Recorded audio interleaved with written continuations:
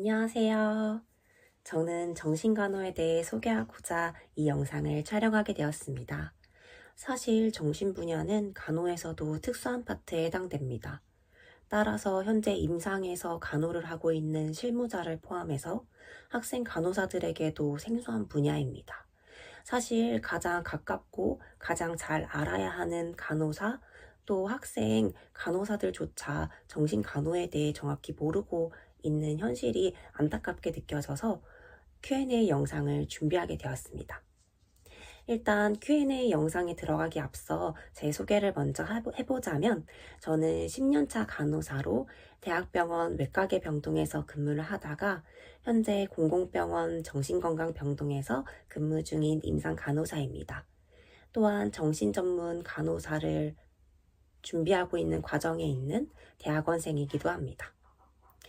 제가 준비한 Q&A 영상은 저의 개인적인 의견이므로 정확한 정보가 아닐 수 있음을 미리 알려드리는 거 있습니다. 제가 정신건강병동에 근무하면서 저희 병동에 실습에 나온 학생 간호사들이 있었습니다. 사실 그 중에서 정신과 파트에 관심이 많았던 학생 간호사님들도 계셨는데요.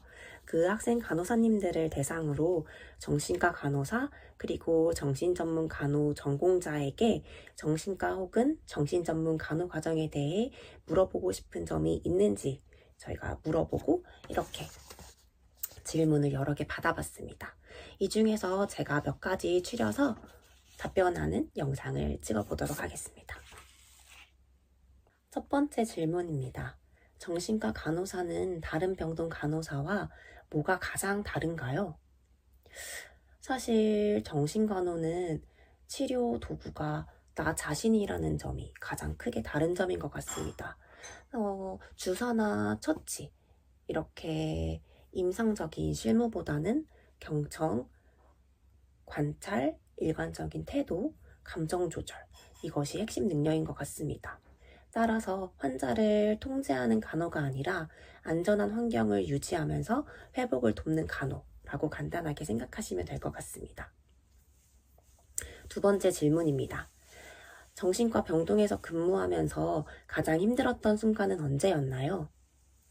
정신과 간호사로 근무를 하면서 가장 힘들었던 점은 환자가 증상이 호전되는 것 같다가 다시 악화될 때였습니다.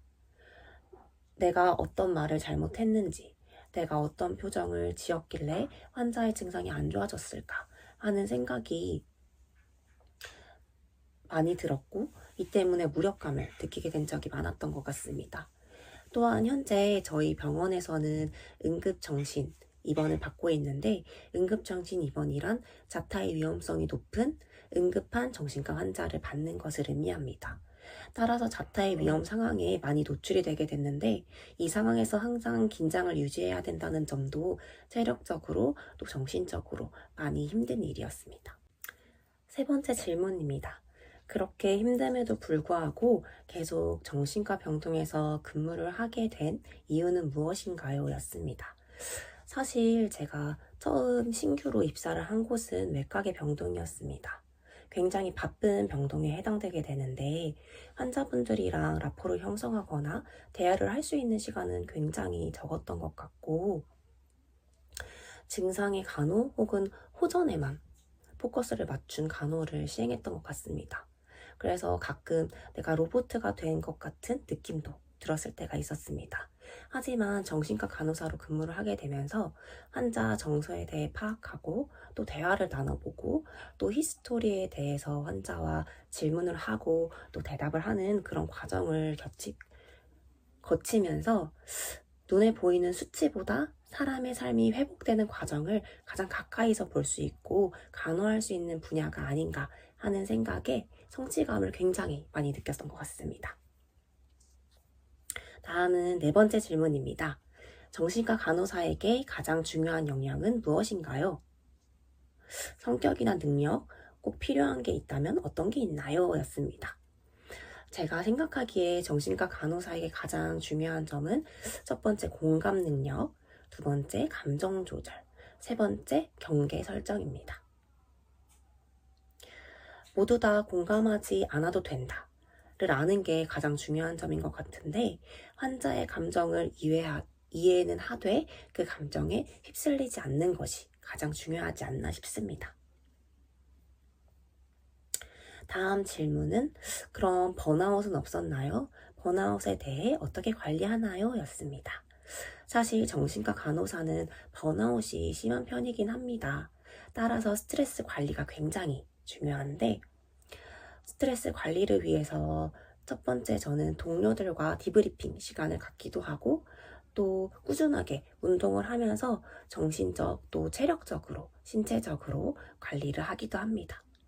또한 퇴근 후에는 환자의 생각을 조금 더 덜 하면서 거리를 두고 또 분리시키려고, 일상과 업무를 분리시키려고 노력을 하는 편입니다.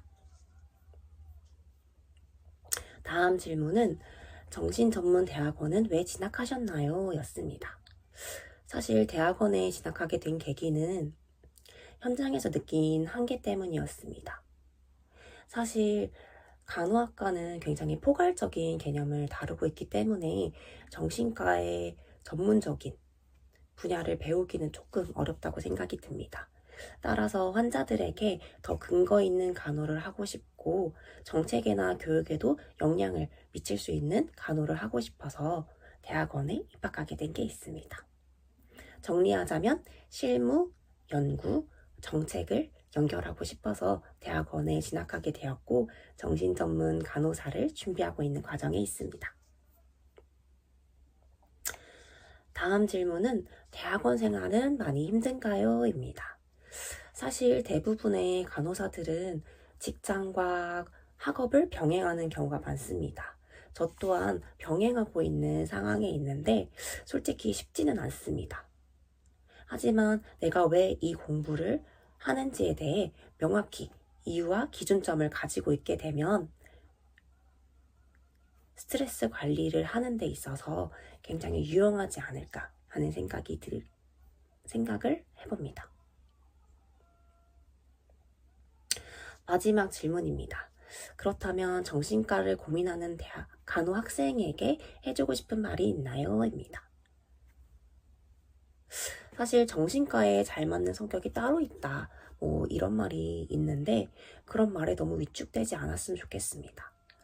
환자에게 조금 더 관심을 기울이고 정서 상태를 확인해보고 환자의 말 한마디 또 표정 하나에 신경을 쓰는 간호사라면 충분히 정신과 간호사로서의 역량이 있다고 생각됩니다.